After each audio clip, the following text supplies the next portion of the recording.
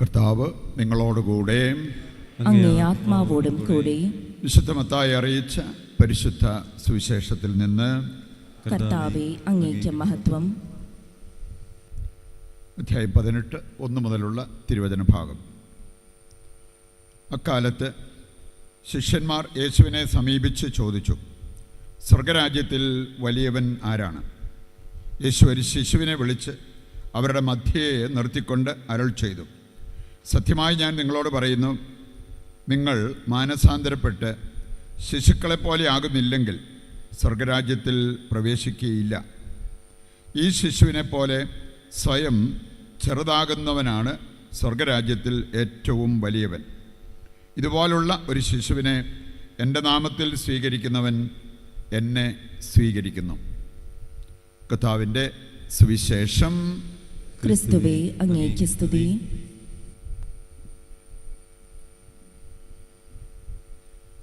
ഈശോയിൽ പ്രിയപ്പെട്ടവരെ, വിശുദ്ധ കൊച്ചു തെരേസ്യയെ പ്രത്യേകം നമ്മൾ അനുസ്മരിക്കുന്നു.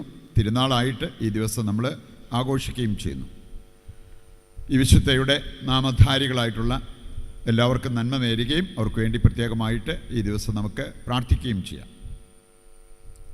വിശുദ്ധ കൊച്ചു തെരേസ്യയുടെ ജീവിതം നമ്മെ പഠിപ്പിക്കുന്ന പല കാര്യങ്ങളുണ്ട്. പ്രഭാഷകൻ്റെ പുസ്തകം 15:15 നമ്മൾ വായിക്കുന്നൊരു കാര്യമുണ്ട്, മനസ്സ് വെച്ചാൽ നിനക്ക് കൽപ്പനകൾ പാലിച്ച് ജീവിക്കാൻ പറ്റും. വിശ്വസ്തതാപൂർവം ജീവിക്കണമോ വേണ്ടയോ നിൻ്റെ തീരുമാനം. വേണമെങ്കിൽ നമുക്ക് നന്നായി ജീവിച്ച് സ്വർഗത്തിൽ പോകാം, വേണമെങ്കിൽ നമുക്ക് തോന്നിയാസം ജീവിച്ച് നരകത്തിലെത്താം. രണ്ടിനുമുള്ള സാധ്യത നമ്മുടെ മുമ്പിലുണ്ടെന്ന് വചനം കൃത്യമായിട്ട് നമ്മെ പഠിപ്പിക്കുക.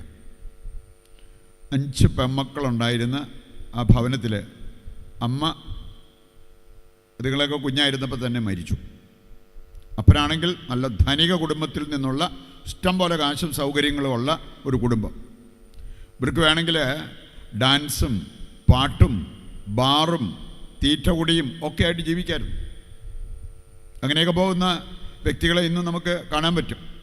പിള്ളേരെ അങ്ങനെയുള്ള കാര്യത്തിൽ നിന്നും പിന്തിരിപ്പിക്കാൻ കഷ്ടപ്പെടുന്ന മാതാപിതാക്കൾ, അല്ലെങ്കിൽ എത്രയൊക്കെ ഉപദേശം കൊടുത്തിട്ടും വഴക്ക് പറഞ്ഞിട്ടും അതൊന്നും സ്വീകരിക്കാത്തവർ. ഈ 5 പെൺമക്കൾക്ക് എന്നെ പറ്റി? 4 പേര് കർമ്മലീത്ത മഠത്തിൽ ചേർന്ന്, ഒരാൾ വിസിറ്റേഷൻ കോൺഗ്രിഗേഷനിൽ ചേർന്നു. അവർ 5 പേരും തിരഞ്ഞെടുത്തത് എന്താണെന്ന് നമുക്കറിയാം. അവരുടെയൊക്കെ ചെറുപ്പത്തിലെ അമ്മ മരിച്ചെങ്കിലും അമ്മ നന്നായിട്ട് ജീവിച്ചാണ് മരിച്ചത്. നമുക്കറിയാലോ, പ്രഭാഷകൻ്റെ പുസ്തകം 41 നമ്മളെ പഠിപ്പിക്കുന്നൊരു കാര്യമുണ്ട്, നന്നായിട്ട് ജീവിച്ചാൽ നല്ലവരുടെ ദിനങ്ങൾ പരിമിതമായിരിക്കാം, പക്ഷെ അവരുടെ സ്വാധീനം വളരെ വലുതാണ്. ഇനി അവരുടെ ഓർമ്മ എന്നേക്കും നിലനിൽക്കും. ഇവരെല്ലാം നമ്മൾ വിശുദ്ധ കൊച്ചു തെരേസ്യ എത്ര വർഷം ജീവിച്ചു? 24 വർഷം. അതും എന്തുമാത്രം ദുരിതങ്ങളിലൂടെ കടന്നു പോകേണ്ടി വന്നു, രോഗാവസ്ഥയിലൂടെ കടന്നു പോകേണ്ടി വന്നു. അതിൻ്റെ എല്ലാം പേരിൽ പരാതി പരിഭവം പറയുകയല്ല ചെയ്തത്. നന്നേ ചെറുപ്പത്തിൽ ദൈവത്തിന് വേണ്ടി സമർപ്പിക്കപ്പെട്ട ഒരു വ്യക്തി. ഇന്നത്തെ പലരുടെയും വർത്തമാനം കേട്ട് കഴിഞ്ഞെന്നാൽ കൊച്ചു തെരേസ്യയായിരുന്നു ആദ്യം പരാതി പറയേണ്ടത്. ഞാൻ ഇത്രയൊക്കെ നല്ലതാഗ്രഹിച്ചിട്ട് നന്നായിട്ട് ജീവിച്ചിട്ട് പ്രാർത്ഥിച്ചിട്ട് ദൈവവിചാരത്തിൽ പോയിട്ട് എന്തുകൊണ്ട് എനിക്ക് ക്ഷയരോഗം വന്നു, എന്തുകൊണ്ട് എനിക്ക് ഇങ്ങനത്തെ അവസ്ഥ വന്നു? ഇതൊന്നും വരാതെ കണ്ട് ഇന്ന് പരാതി പരിഭവം പറയുന്നവരെ കാണാൻ പറ്റും. ഇവിടെയാണ് വിശുദ്ധരുടെ മനോഭാവം നമ്മൾ മനസ്സിലാക്കേണ്ടത്. വെറും മനുഷ്യരായിട്ട് നമ്മൾ കുറേ കാലം ഈ ഭൂമിയിൽ ജീവിച്ചാൽ പോരാ, വിശുദ്ധരായിട്ട് ജീവിക്കണം. ഇങ്ങനെയുള്ള വിശുദ്ധരെ ഏതാനും വർഷങ്ങൾ മാത്രം ഭൂമിയിൽ ജീവിച്ചെങ്കിലും അവരുടെ ഓർമ്മ ഇന്നും ഒത്തിരി പേരുടെ മനസ്സിലുണ്ട്. എന്താ കാരണം? നന്നായിട്ട് ജീവിച്ചു, ജീവിച്ച കാലം നന്നായിട്ട് ജീവിച്ചു. അതുകൊണ്ടാണ് ലോകം മുഴുവൻ അവരെ ഓർത്തിരിക്കുക.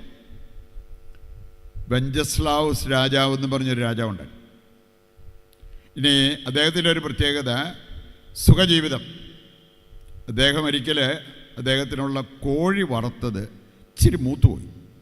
അതിൻ്റെ പേരിൽ വറുത്തവനെ പിടിച്ച് ഈ തിളയ്ക്കുന്ന എണ്ണയിലിട്ട് അവനെ വറുത്തെന്നാണ് പറഞ്ഞു. അപ്പോൾ അതിനൊരു പണിഷ്മെൻറ്റ് കൊടുത്തതാണ്. അങ്ങനെയെല്ലാം സുഖലോലുപതയിൽ ജീവിച്ച വ്യക്തികളുണ്ട്. ആരാ? ലോകം അവരെ വല്ലതും ഇന്ന് അനുസ്മരിക്കുകയോ ബഹുമാനിക്കുകയോ ചെയ്യുന്നുണ്ടോ?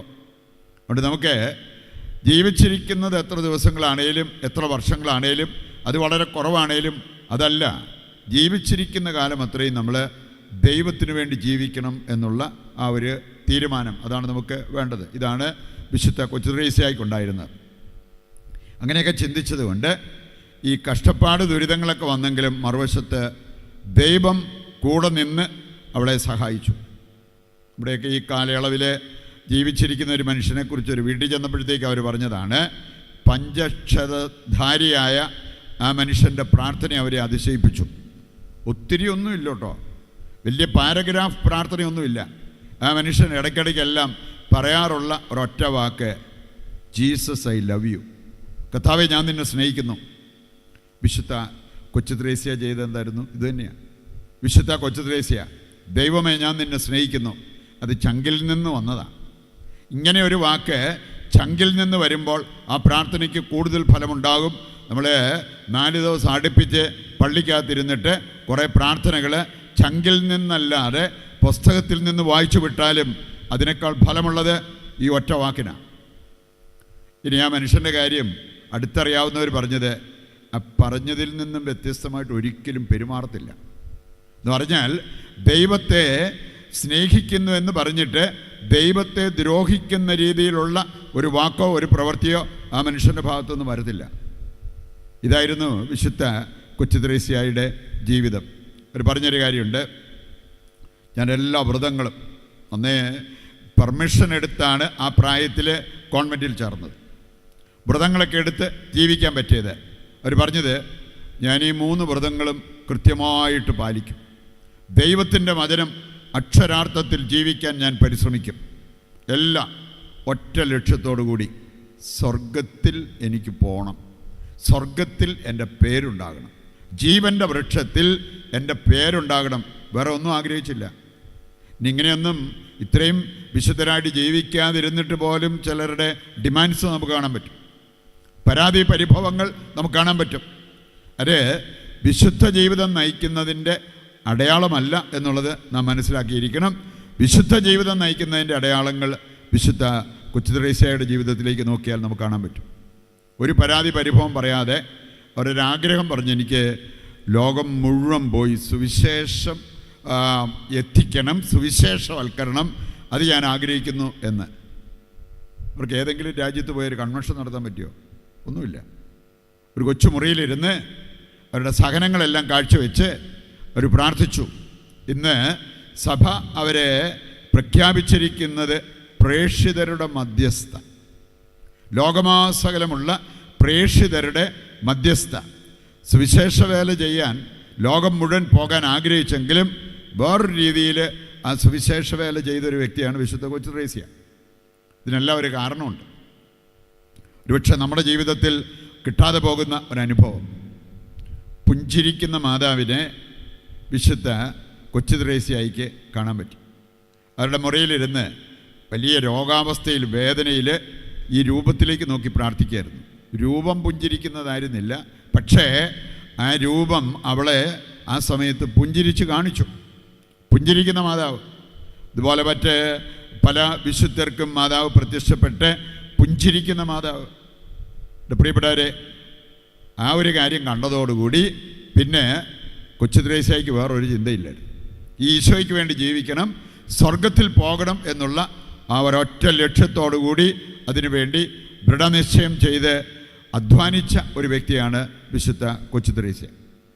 ഒക്ടോബർ എന്ന് പറയുമ്പോൾ നമുക്കറിയാം, ജപമാല മാസം, കൊന്തപ്പത്ത്, ഇതെല്ലാം നമുക്ക് പരിചയമുള്ള കാര്യങ്ങളാണ്. റോസറി എന്ന് പറഞ്ഞാൽ തന്നെ അതിൻ്റെ അർത്ഥം റോസപ്പൂക്കൾ കൊണ്ടുണ്ടാക്കിയ കിരീടം, റോസപ്പൂക്കൾ കൊണ്ടുണ്ടാക്കിയ മാല. ഈ വിശുദ്ധയും വാഗ്ദാനം ചെയ്ത ഒരു കാര്യമാണ്, ഞാൻ സ്വർഗത്തിൽ നിന്നും റോസപ്പൂക്കൾ താഴേക്ക് ഇട്ടുതരും. വിശുദ്ധ കൊച്ചുത്രേസ്യയുടെ പടം നോക്കിയാൽ കാണാൻ സാധിക്കും, ഇങ്ങനെ റോസപ്പൂക്കൾ വാരിപ്പിടിച്ച് അത് താഴേക്കിടുന്ന അങ്ങനത്തെ പടങ്ങളൊക്കെ കാണാൻ പറ്റും.